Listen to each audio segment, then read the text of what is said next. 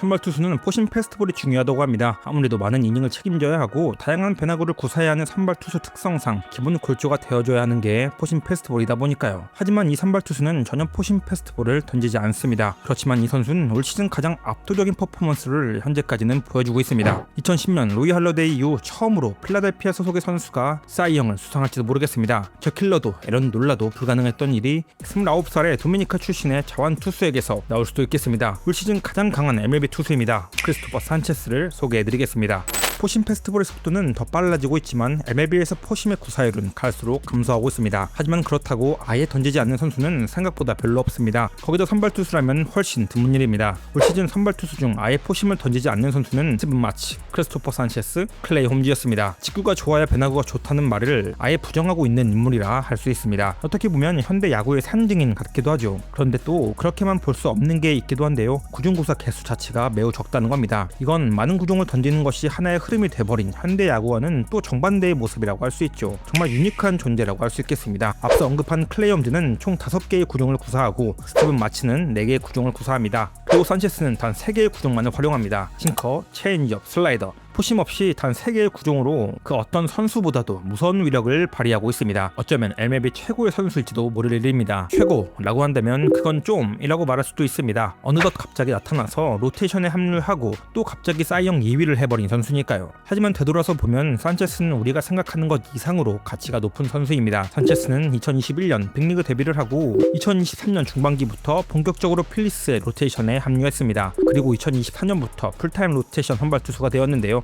2024년부터 2026년 현재까지 MLB 투수 중 가장 많은 WAR을 기록한 선수는 14.3회 WAR을 기록한 크리스토퍼 산체스입니다. 동시에 로건 앱에 이은 두 번째로 많은 이닝 수를 책임져주고 있습니다. 산체스는 생각보다 과소평가받고 있는 걸지도 모르겠습니다. 2024년 중반에 팀이 이 좌완 투수에게 4년 연장 계약을 안겼는데 더 많은 기간을 커버하지 못한 게 아쉬울 정도로 이 선수의 가치는 갈수록 높아지고 있습니다. 하지만 사실 크리스토퍼 산체스의 이와 같은 성장을 기대한 사람은 거의 없었던 게 맞습니다. 필리스 구단의 중추인 사장 돈브로스키는 솔직히 말하면 산체스가 좋은 선수임은 알고 있었지만 이렇게까지 좋은 활약을 펼칠 거라고 알았다고 하면 거짓말일 겁니다. 그가 이러는 것은 정말이지 경이로운 수준입니다 라고 인터뷰에 언급하기도 했고, 전 필리스의 감독이었던 롭 톰슨은 솔직히 말해서 예상하지 못했습니다. 그의 발전은 정말이지 놀랍습니다 라고 말하기도 했습니다. 2019년 22살 한국 나이로 24살이었던 그 시절 필리스가 산체스를 트레이드 해왔는데요. 그때 산체스의 평가는 높지 않았습니다. 평균 구속이 93말 그리고 30개에서 50개 내외로 가능한 피칭 개수로 인한 불펜 투수 타입, 9이닝당 5개가 넘는 볼넷을 내주는 좋지 않은 컨트롤을 지닌 투수라는 평가였습니다.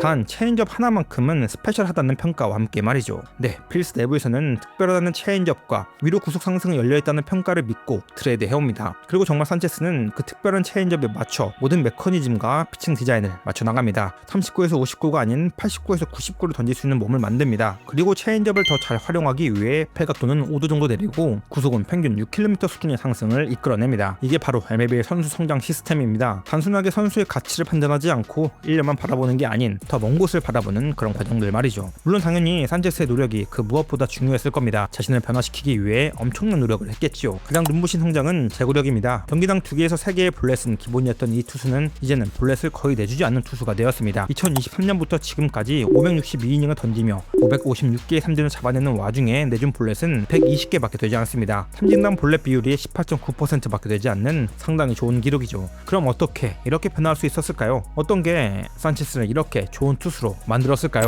그냥 첫 번째로 이야기할 부분이 바로 싱커입니다. 산체스도 당연히 원래는 포심을 던지는 투수였습니다. 그런데 문제는 포심의 위력이 썩 좋지 않았을 뿐 아니라 제구가 전혀 되지 않았다는 겁니다. 그 와중에 산체스는 체인지업의 각도를 더 살리기 위해 회각도를 내리는 선택을 합니다. 45도에 가까운 낮은 오버핸드 투수였던 산체스는 40도로 그리고 현재는 30도까지 낮아졌죠. 이제는 영락없는 로우 3쿼터 팔각을 가지고 있습니다. 아무튼 이 과정에서 깔끔하게 포심을 버리는 과감한 선택을 하게 됩니다. 강하게 던지려는 욕심이 생기는 포심을 버리고 움직임이 좋은 싱커를 선택해서 가볍게 던져보자라는 제시였다고 합니다. 포심을 던질 줄 알아야 좋은 투수가 된다는 야구의 오랜 정설을 과감히 부정하는 상당히 현대 야구스러운 조치였고, 이 조치는 100% 적중합니다. 산체스는 자신의 싱커 움직임에 대한 믿음이 생기고 강하게 빠르게 던지는 거에서 벗어나 좋은 움직임을 만드는 데 집중하게 됐다고 합니다. 그리고 시간이 흐른 현재 그의 싱커는 리그에서 제일 앞두는 수준까지 오르게 됩니다. 2025년 싱커 런밸류 19로 전체 1위가 됩니다. 산체스의 싱커는 영상으로 보면 보통 특별할 게 없어 보입니다. 그건 순전히 카메라 앵글 때문입니다. 실제로는 매우 큰 움직임을 보유한 싱커입니다. 올 시즌을 기준으로 수직 움직임 26.3인치로 평균보다 5.4인치 더 떨어지고 평 움직임 18.4인치로 평균보다 3.3인치 더 도망가는 공입니다. 실제로는 이런 형식의 궤적을 그리고 돌아온다 보시면 되겠습니다.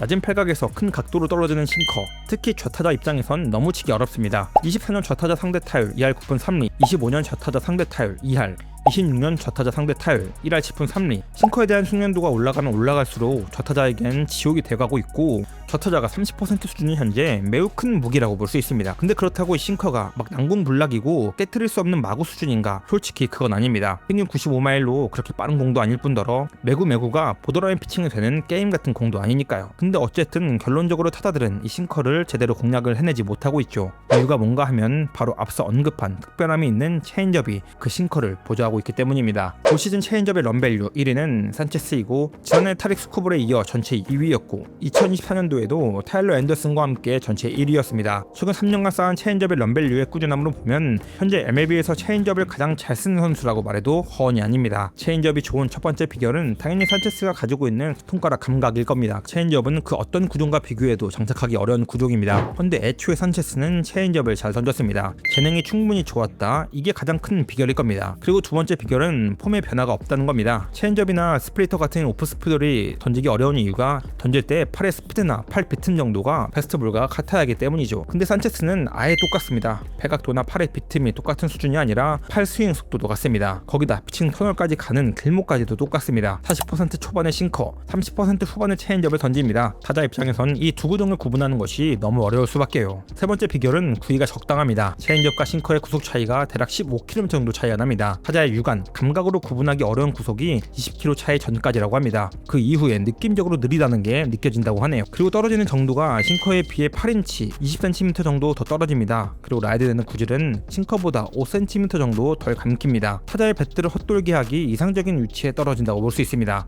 로케이션을 보면 이 조화를 실감할 수 있는데, 우타자 기준으로 보면 싱커는 보통 몸쪽으로 던지는 것을 선호합니다. 크로스 형태로 찔러 들어가는 그의 싱커는 몸쪽으로 던질 때 상당히 효과적입니다. 그때 체인지업은 중간에서 바깥쪽에 형성되어 떨어집니다. 마치 싱커가 한가운데로 들어오는 듯한 착각을 일으키는 궤적으로 오다 떨어집니다. 이런 훌륭한 조화가 그의 싱커와 체인지업을 모두 살리는 양생의 묘를 보여주고 있다고 할 수 있겠네요. 올해 체인지업의 피안타율 1할 5푼 3리, 피장타율 0.176입니다. 이 흐름대로라면 올해는 지난해보다 더 나은 체인지업 기록을 작성할 것 같습니다. 그리고 그렇게 된다면 그의 사이영은 한층 더 가까워지겠죠. 마지막 슬라이더에 대한 이야기도 해보겠습니다. 구사하는 비율이 20%로 적은 이 슬라이더는 좌타자의 승부에서 주로 던지는데, 좌타자에겐 체인지업을 거의 던지지 않기 때문에 이 슬라이더가 싱커와 함께 커플링됩니다. 올해 슬라이더 그립의 변화를 줬습니다. 스파이크 그립을 주는 슬라이더인데요, 검지를 찍어 던집니다. 이렇게 검지를 세워 던지면 검지가 회전을 방해하지 않아 공지가 공을 더 오래 끌고 나갈 수 있게 되고, 의도하는 회전축을 정확히 그릴 수 있는 장점이 생긴다고 합니다. 반대로 단점은 회전력이 떨어지죠. 근데 이 슬라이더가 주무기가 아닌 산체스는 회전력이 떨어지는 구위에 대한 문제보다는 정확한 터널링이 더 중요하지 않았나 싶습니다. 어쨌든 산체스는 이 스파이크 그립으로 주면서 지난해 대비 4인치 가량 더 떨어지는 공을 만들었습니다. 전체적으로 보면 지난해보다 더 좋은 성적은 아니나 슬라이더의 주 목적인 좌타자를 상대로는 현재까지 1할의 피안타율을 보여주며 지난해 1할 6푼 3리에 비해 감소한 수치를 보여주고 있긴 합니다. 앞으로 얼마나 좋아질지 조금 봐야 할 부분인 것 같네요. 산체스의 피칭 패턴은 단순합니다. 그렇다고 스쿠브처럼 압도적인 구위가 있지도 않습니다. 그래서인지 이 투수가 사이영을 받는 건 어렵지 않나 하는 의심의 눈초리도 있습니다. 하지만 2024년 브레이브스에서 크리스 세일은 이처럼 단순한 패턴으로 사이영을 쟁취했습니다. 44.2이닝 동안 무실점을 기록하고 있습니다. 이는 필라델피아 필리스 구단 역사상 가장 긴 기록의 무실점 기록입니다. 그리고 그는 79.1이닝으로 올해 가장 많은 이닝을 던지고 있으며 ERA 1.47로 가장 낮은 평균 자책점을 기록하고 있고, 가장 낮은 1.80의 FIP를 기록하며 압도적인 투수가 누구인지 증명해 보이고 있습니다. 크리스토퍼 산체스가 시즌 끝까지 자신의 강력함을 증명해내며 새로운 시대의 강자로 우뚝 설 수 있을지 그의 시즌을 한번 지켜보시죠. 오늘의 이야기는 여기까지입니다. 감사합니다.